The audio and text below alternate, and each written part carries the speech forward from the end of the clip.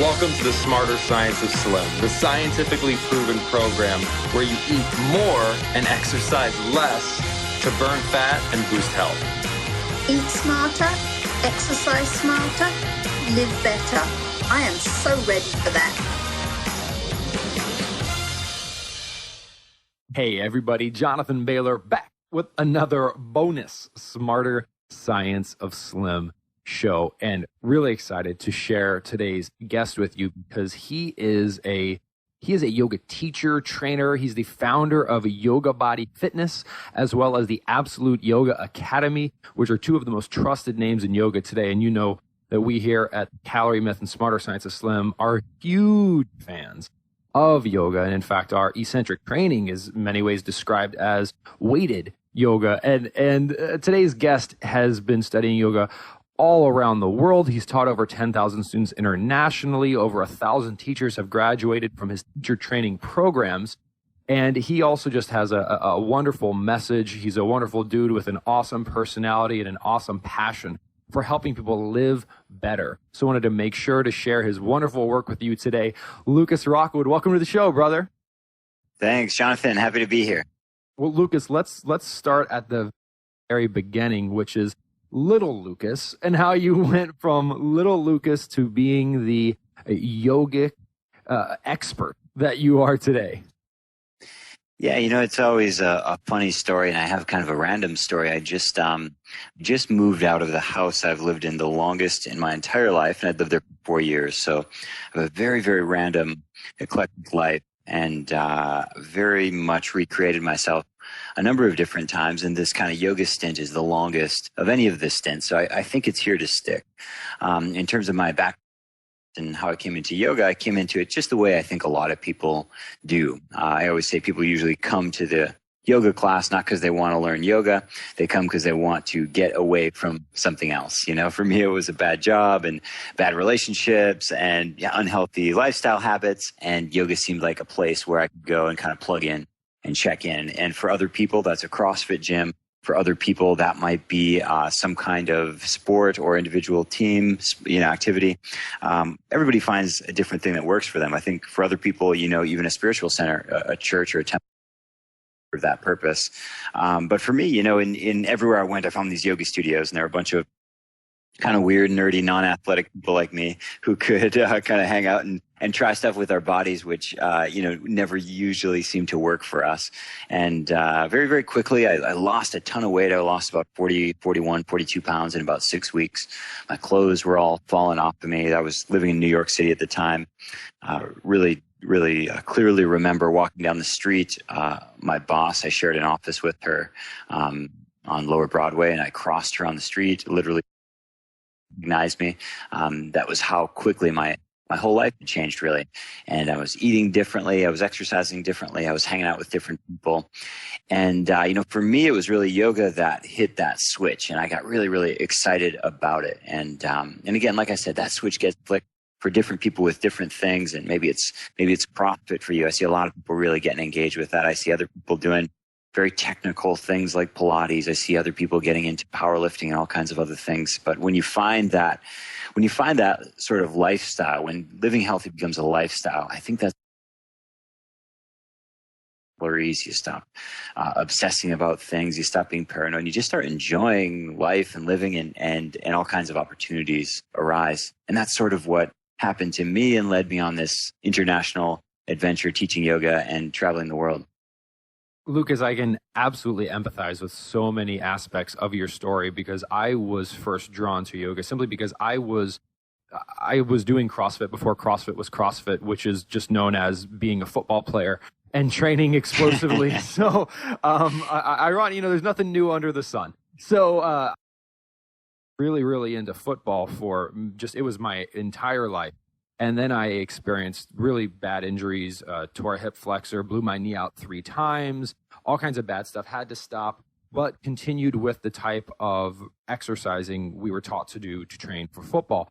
And while I liked the way it made me look, the way it made me feel, like I had just chronic lower back pain. And if I bent over at the waist, I literally could get my hand maybe 3 inches below my knee. But like the idea of touching the ground, I mean, I had just come to accept I am not a flexible. And then this is going to really make me look bad, but I remember watching this documentary that said part of the things that humans don't realize is involved in sex appeal is how we walk. Because if you notice, like when people get older, like quite old, they generally display more stiffness and less fluidity when they move. And the ease with which we move is actually perceived from an animalistic perspective in our brain as like, this is a healthy person. This is someone I want to mate with. This is someone who is sexy. So I was like, okay, I'm in pain. So I was like, let's try yoga. I remember picking up a book called Real Men Do Yoga and just started to do it in my bedroom, and it's been 13 years, and at least once a week I do yoga, and I cannot tell you the transformational effects it's had on my life and my body and my mood. I just love it. Yeah, it's an amazing thing. You know, a lot of people want to give a magic pill or a magic answer, and I don't really buy into that. You know, before I found yoga, and it really clicked with my personality and my, you know, but, you know, before I did yoga, I went to the gym, and that made me feel great too. You know, I used to do crazy cardio, you know, sort of, you know, run yourself on the ground workouts. And that was amazing. I ran for as long as I could run until my body didn't want me to run anymore and just kept getting injured. And so I think it's whatever it is for you. And a lot of people get caught up on the names or the styles or whatever it is. And so many things can work for people. And there's people doing styles of yoga I've never heard of that they're just finding so many benefits from. There's people doing, you know, styles of physical fitness that I've never heard of or have any idea even where they learn it, like parkour and all kinds of different gymnastic techniques that are popping up thanks in part to YouTube and the internet. And I just think when people can plug into that natural, primal, fun nature, you know, it really, you know, using your body, exercising, moving, and gaining that agility and flexibility can be, like you said, it's a sign of youth. It makes you feel great, and it leads naturally positive changes, which is really what we want, right? We don't want to force ourselves to be healthy. We don't want to feel like we live forever. We really want to live forever. And I think a lot of health sort of feels miserable to people. And when you get on that, when you find something that you really connect with, I think it just happens naturally. And yoga is uniquely practical and permanent, meaning that it's at least for me, I don't care where I am in the world. I don't care what I do or don't have at my disposal. I could be sitting in an airport terminal and have been known to start busting out and doing some yoga. And I can anticipate that when I'm in my 80s and 90s and God willing, my hundreds, I can still do yoga, which is great. Because again, thinking back to football, like I love playing football, but yeah, you can't just like go get 22 buddies, a bunch of pads, and start playing football, especially when you get hurt doing it. So I also love yoga as just a permanent and complementary and safe, sustainable, and scalable complement to any existing fitness routine. You know, it is interesting because it really, really is sustainable. Like the most advanced yoga practitioners are pretty old guys right now. You know, a lot of them are deep into their 50s, and in the world of athletics, that's older. And you know, it's not a traditional athletic practice in that you can really older age, and if you're doing it properly and safely, it doesn't degenerate your body the way other things would. And I say that with a grain of salt because I would never want to discourage anybody from doing any form of physical exercise. A lot of yoga teachers want their students to quit running and quit cycling. And I couldn't think of anything worse than quitting doing something physical that you love. But at the same time, it is cool that, you know, first of all, you own it. It's your practice. You don't need a gym. You don't need weights. You don't need a ski slope. You can take it with you wherever you go. And the second thing is it gets better with age and you enjoy it more and more skilled. There's the sort of neuromuscular activities and benefits of yoga. And then there's the nervous system side of things. And the nervous system side of things, training your nervous system is really an advanced practice. And that comes with a really consistent practice over time. And you see the benefits of that immediately. They really, really compound with age and time. And after years and years, your ability to focus and balance and do things with your body is really quite remarkable, especially for guys like me. You know, a lot of guys like me are attracted to yoga. We're not athletic the imagination. So for somebody who's never been able to use their body in any kind of coordinated way, to be able to do yoga practices at a beyond competent level is an accomplishment in and of itself. So, Lucas, let's unpack that a little bit, because Sure. I think that going to where listeners are at, I think most people in the world understand, for example, things like aerobic exercise Sure. it can have these global benefits, and things Yeah. like strength training have these global benefits. But let's talk about some of the global benefits that are unique to yogic practice. Yeah, it's a great question, and it's one that we're just learning a lot more about. A lot of my contemporaries and colleagues, they talk a lot about the science of yoga. There's not really anybody doing this science, which is a shame, but we're starting to. The whole quantified self movement and the availability of cheap gizmos that you can strap to your finger in your chest and take your blood. We can learn all kinds of interesting things. And the way in which yoga differs perhaps from certain forms of exercise. And I say perhaps because there's people doing mindful forms of everything from powerlifting to cycling to whatever. But from a lot of forms of exercise, the real difference is that mind-body integration through breath.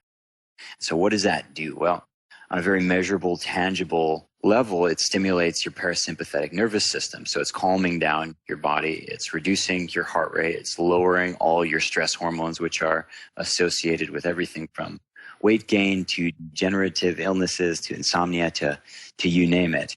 And so it has this really, really powerful body strengthening, body lengthening impact, while at the same time chilling you out, which is kind of a remarkable mix. And again, I wouldn't want to say that yoga is the only thing that can do that, but yoga is really, really consistently in order for somebody to be lifting or training really, really hard, or if somebody's an endurance athlete, in order for them to get that same benefit, they need to be doing it on a pretty intelligent level. You can be pretty clueless about yoga and still get those benefits right away. And that's what's really cool about it. And that's what I love about health in general, is its accessibility to everybody. If we look at the three big things we kind of work on in life, it's usually health, wealth, or relationships. Relationships are really hard. Wealth is a pretty big struggle for people, but health is something that a lot of people can start feeling exceptionally healthy, 24, 48 hours. If you're really in a bad place, maybe 3 days from now, you could potentially start feeling amazing. And that's what I get really excited about. That's why I love teaching yoga and sharing yoga, empowering people with these at-home tools where they don't need complex gizmos or really expensive trainers or anything. It's just, hey, here's some simple movements, here's some breathing exercises, here's why it works. And the next phase, which I'm really excited about, is, hey, let me show you how it works. Let's measure your heart rate. Let's measure your heart rate variability. Let's check your fasting blood glucose. Let's take your body temperature, and let's see how this is actually affecting you hormonally, chemically, and what this is doing. Because I think once people start to really see the benefits, they can break out of this traditional fitness paradigm where they think the only thing that's good is if they run 7 miles a day. Everything else is crap. Or the only thing that's good is P90X. And running 7 miles a day is awesome. And P90X is awesome sometimes for some people. But what's really, really awesome is when you find the thing that works for you and it doesn't break your body and you love it. Lucas, that point about a different way to look at fitness and even a different way to look at life is so critical, because one of the things I love the most, I didn't actually put these two pieces together until just now, so I so appreciate you helping me make this connection, is that yoga is a perfect embodiment of a smarter approach to exercise. Because here's a very concrete example. Could you imagine being in it? Well, maybe you have more experience with this, but I can't imagine someone going to a yoga class and being like, all right, guys, in today's yoga class, our goal is to burn this many calories.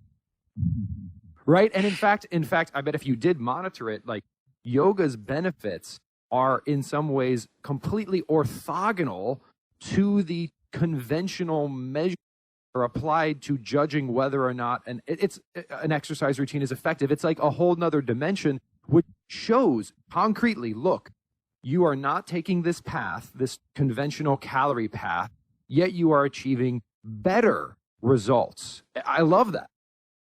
Yeah, it's amazing. And, it's a common question. People say, is yoga complete? And how many calories does a yoga class burn? And the answer is really complex. For some people, they'll burn hardly any calories. For other people, they'll burn 1,000. I had this one guy obsessed with his weight, and he was losing 3 pounds in a single yoga class. I don't even know how that's possible. He's just sweating it all out, I guess. But it's really irrelevant. It's all over the place. And what you said is quite true. a lot of people getting the biggest impact are doing some of the gentlest styles of yoga that you could imagine in terms of the complete life transformation, in terms of, their physique changing and everything. They're doing very, very gentle styles of yoga. And a lot of it's subtle energies. A lot of it is hormonal balance. A lot of it is just relieving stress, something they've never done before. So it's a really hard thing to measure. The other question that happens a lot is yoga enough? And I don't know why, but it seems like we kind of live in the age of the triathlon, and everybody wants to be a triathlete. And I want to be a triathlete. That would be great. I think it's awesome. But I think, we get this idea that not only do we need to be an awesome parent and an awesome husband and an awesome businessman, I also need to run and cycle and swim and kick ass. And it's like, well, I don't know if you can do all that. If you can, more power to you. Hats off to you. But for a lot of people, I think just doing the thing is totally great. And I don't feel bad about that. But what happens with yoga is they say, is this cardio? Is this anaerobic? Is this aerobic? What exactly is it? And I think it's all of the above. And I've done the geeky stuff, strapping heart monitors on people. And for some people, it's very cardiovascular. For some people, it's not. For some people, they build a lot of lean muscle. For some people, they don't. The one thing, if you were to pick one thing that perhaps is missing from yoga, and this I learned from a personal trainer. I spend a lot of time talking to personal trainers because they ask a lot more challenging questions than teachers do in a lot of cases when it comes to actual quantifiable health. A lot of yoga teachers kind of default to the ethereal, which just doesn't really connect with my sort of square brain. But, in talking with personal trainers, one of the things that they said is, hey, I love yoga. You're just missing one fundamental functional human strength, and that's pulling. I'd never really thought about that. This is a guy named David working at Pure Fitness in Hong Kong told me this. I thought, wow, that's a really, really, really smart comment. That's the only smart critique of yoga I've ever heard in my life. It doesn't involve any pulling. So in our normal life, whether we're a caveman or we're working on a farm in the Midwest or wherever it is, at some given time, we would pull, we would have that pull motion. And it is something that is missing from yoga. You have static holds, you have resistance training, but you don't have any pulling. And so other than that, I think yoga is a perfect, well-rounded fitness program, functional strength, functional agility. And it's really, really simple to add that pulling in. We actually created a device called the Yoga Trapeze. People in fitness centers use things called TRX, or jungle gyms, and this is a way to do yoga poses inverted, and you get that missing element, that pulling, which is perhaps one of the only functional movements missing from yoga. I love the message of complete because yoga does strike me as complete, and it strikes me as complete in a whole even broader sense. And you mentioned being a super parent. And I think yoga is one of the few forms of exercise that is so readily adopted and enjoyed by the whole family, right? I don't care how young your child is or how your child is. You can very easily have a family of 5 just, get together and enjoy yoga together. Because one of the things I hear, Lucas, about physical activity for a lot of people is they're working professionals. So they've got work and they've got family. And if they try to add something else into that mix, it's coming out of their family time. So if they need to go for a 3-hour jog, it's all well and good, but that's 3 hours away from their family. With yoga, it seems like you could bring the whole family on board.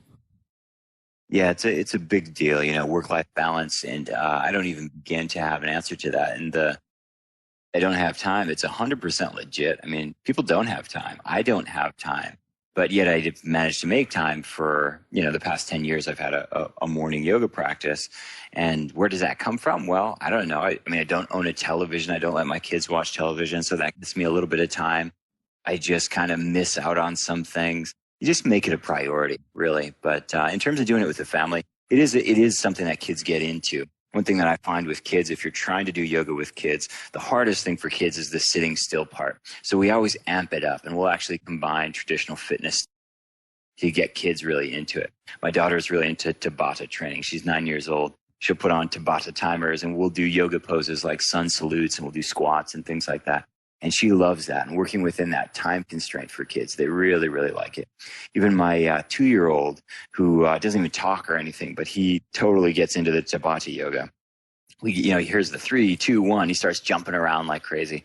And so that can be really, really effective. But for kids, for sure, you need to amp it up because the sitting still part is the huge, huge challenge for them. It's going to be much, much easier for them to sit still after they got themselves really tired. I love it, Lucas. Well, this is obviously just scratching the surface. I mean, you have such a wealth of knowledge and insight into the broader picture, which I think is critical for folks. So what's next for you, and where can folks go to learn more about you and your practice? Sure. My big thing, kind of my big project that's on the cooker right now is, for years and years, yoga has been this elite thing. It's been similar to, I always compare it to golf and sailing. Everybody loves it. But it's really kind of this thing of people of money and people with lots of excess time and excess money. Classes are 90 minutes long. All in, you're talking about 2.5 hours. Studios are expensive. They're few and far between. And I really love yoga, and I want to bring yoga to people. So I've created this new studio concept, and it's called Yoga Body Fitness. And there's no gurus. There's no incense. It's purely physical fitness-based yoga, based on the science of yoga, based on quantified self, and bringing in these really simple measurements of results so people can see what's happening. And we've just opened the beta studio called Yoga Body Fitness here in Barcelona. And 10 years, we're going to have 1,000 of them. That's kind of my big crazy goal. In any case, to learn more about that studio, you go to yogabody.es, like España, that's Spain, yogabody.es. And for our USA site, if you go to yogabodynaturals.com, you can download. We have pose charts and audio classes and all kinds of stuff going on there as well. And that was yogabodynaturals.com? That's it, yeah.